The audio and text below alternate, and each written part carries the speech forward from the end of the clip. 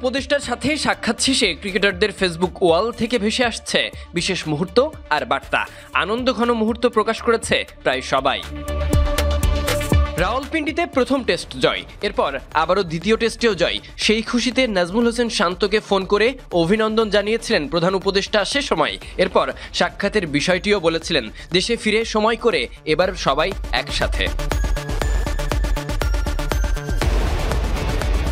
সাক্ষাৎ শেষে ক্রিকেটাররা সে সময়ের ছবি পোস্ট করেছেন আর দিয়েছেন বিভিন্ন বার্তা। প্রথমে লিটন কুমার দাস শুধুমাত্র একটি ইমোজি ব্যবহার করেই বোঝাতে চেয়েছেন পুরো মুহূর্তটার মাধুর্য। তাসকিন আহমেদ ফেসবুক ওয়ালে যে ছবি পোস্ট করেছেন সেখানে তিনি আর প্রধান উপদেষ্টা, আর পিছনে অধিনায়ক নাজমুল হোসেন শান্ত, তাইজুল আর খালেদ শরীফুল। ক্যাপশনে লেখা, we are looking forward to the future, আমরা ভবিষ্যতের জন্য উন্মুখ। করেছেন শরীফুল ইসলাম, মাননীয় উপদেষ্টা সত্যিকারের একজন খেলাপ্রেমী মানুষ, ইনশাআল্লাহ দেশের পাশাপাশি ক্রিকেটকে অনেক দূর নিয়ে যাবেন।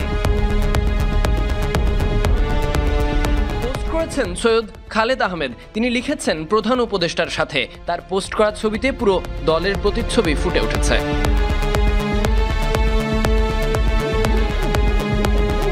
মাটিতে টাইগারদের অবিস্মরণীয় জয়ের পর ক্রিকেটাররা দেশে ফিরেছে, তবে ফেরার পর থেকেই ব্যস্ত সময় কাটছে ক্রিকেটারদের।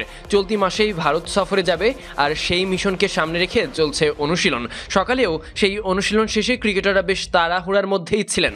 এরপর দুপুরে প্রধান উপদেষ্টার তেজগাঁও কার্যালয়ে দেখা করতে যান 15 জন ক্রিকেটার, তবে দলের সবাইকে মিলিয়েছিল মোট 19 জন। ঐতিহাসিক জয়ের পর দেখা করতে 15 জন ক্রিকেটার গেলেও ওই সফরে ছিলেন 16 জন ক্রিকেটার। মূলত সাকিব আল হাসান দেশে না থাকায় তিনি দেখা করতে যেতে পারেননি। Sadiq Ahmed Sunny, BD Cric time.